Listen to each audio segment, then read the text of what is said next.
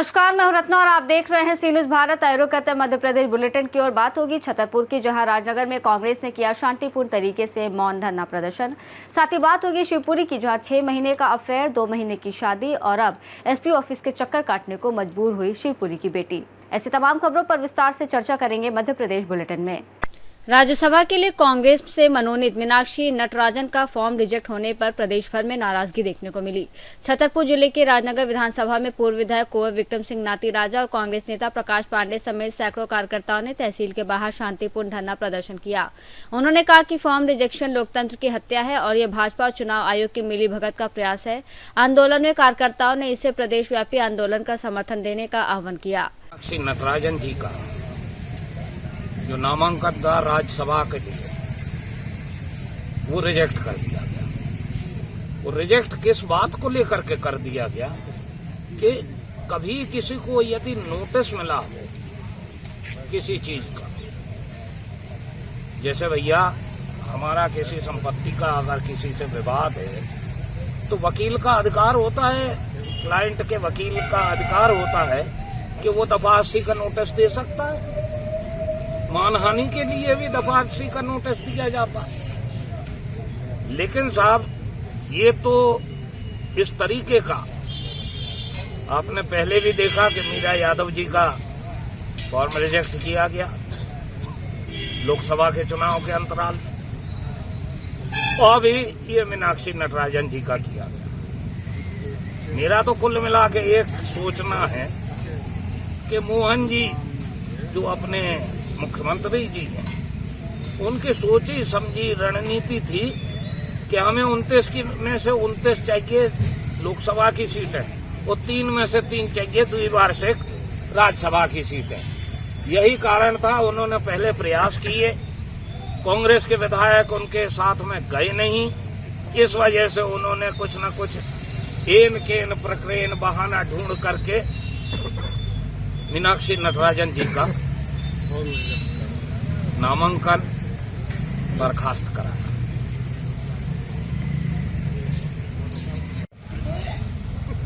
आज जो आप लोगों ने धरना प्रदर्शन किया है, वो किस मुद्दे को लेकर किया गया है? आदरणीय पत्रकार बंधु, आप भारत के चौथे स्तंभ है। पूरी भारतीय राजनीति की आपको जानकारी है। इस परंपरा के तहत कल हमारी जो सुश्री मीनाक्षी नटराजन थी, उनका राज्यसभा के लिए फार्म जांच स्क्रूटनी वगैरह थी। उसमें भाजपा के, मैं तो सीधा नाम कहूँ, शीर्ष नेताओं द्वारा चुनाव आयोग से साठगांठ करके उन्हें मालूम था कि इस चुनाव में हम पराजित होंगे और नटराजन जी की विजयश्री निश्चित थी, क्योंकि जो हमारे पार्टी के वरिष्ठ विधायक, सभी सम्मानीय विधायक, इसको फोड़ तोड़ की भाजपा ने पहले राजनीति की थी कि ये तो सूत्रों से पता चला करोड़ों रुपए तक की बात कई लोगों से थी, परंतु हमारा कोई भी सम्मानीय विधायक भाजपा की गिरफ्त में नहीं आया।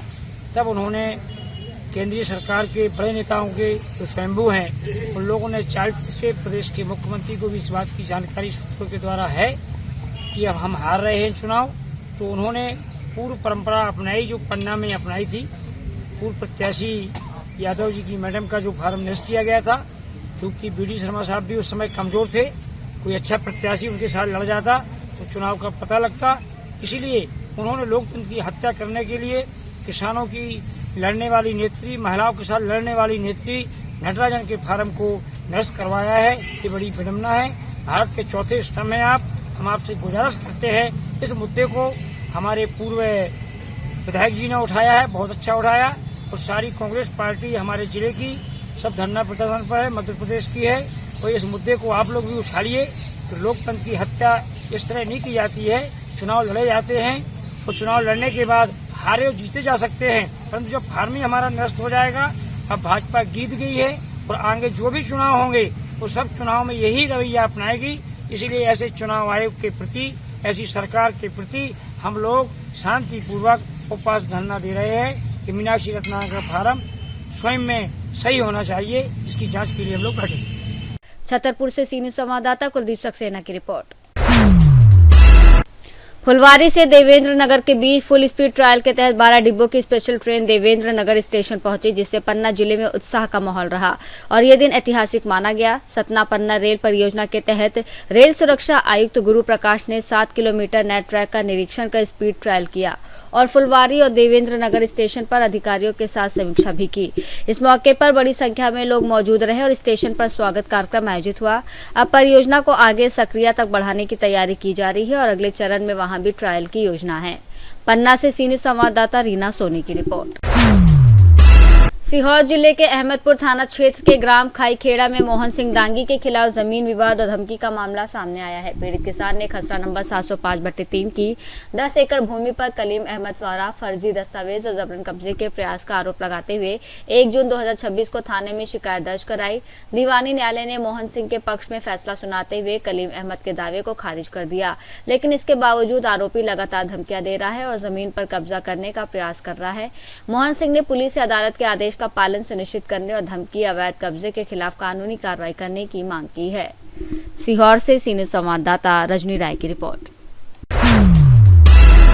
ग्राम चित्तौड़ा स्थित प्रसिद्ध देव कालेश्वर मंदिर में श्रद्धालुओं की सुविधा के लिए टीन शेड और सीसी रोड निर्माण का भूमि पूजन प्रदेश के उच्च शिक्षा मंत्री इंद्र सिंह परमार ने किया। इस अवसर पर उन्होंने वरिष्ठ जनसंघ कार्यकर्ताओं और राम सेवकों का पुष्पमालाओं से स्वागत किया और कहा कि धार्मिक और सांस्कृतिक स्थलों का विकास सरकार की प्राथमिकताओं में शामिल है।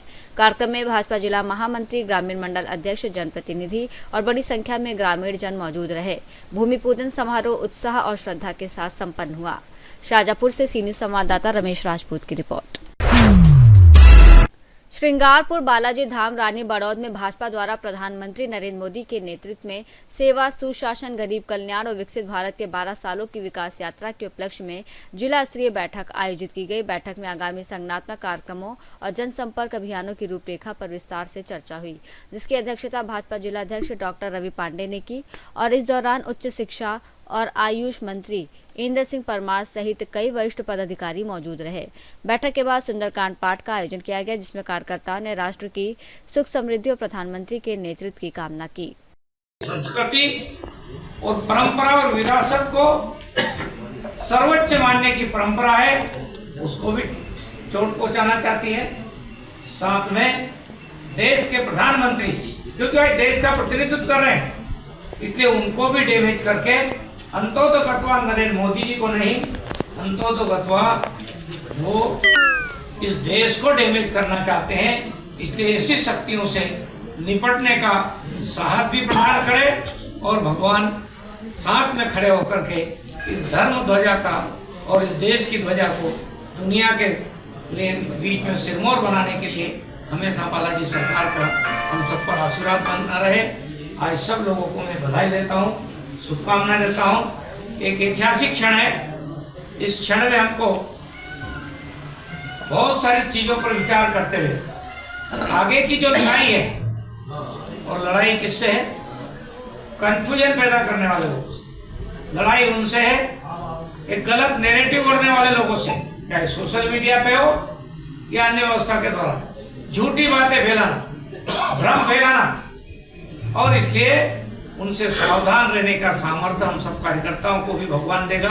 आज का हम सुंदरकांड में इसी प्रार्थना के साथ इस सुंदरकांड के पाठ को पूरा करेंगे। आप सब लोगों को पुनः मैं धन्यवाद देता हूँ और बालाजी सरकार के चरणों में। शाजापुर से सी न्यूज़ संवाददाता रमेश राजपूत की रिपोर्ट।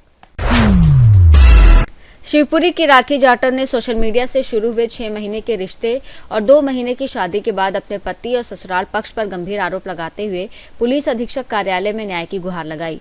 राखी का कहना है कि पति राहुल मौर्य उसे ब्लैकमेल कर कैरेक्टरलेस कहता है, मारपीट करता है और ससुराल वाले मायके से पैसे लाने के दबाव डाल रहे हैं। बुजुर्ग मां और बहन पर भी झूठे आरोप लगाए जा रहे हैं। लगातार धमकियों के बाद राखी ने कानूनी कार्रवाई की मांग की है। क्या नाम है आपका? राखी जाटव। कहाँ की रहने वाली है राखी? नया मोला 2 नंबर कॉलोनी।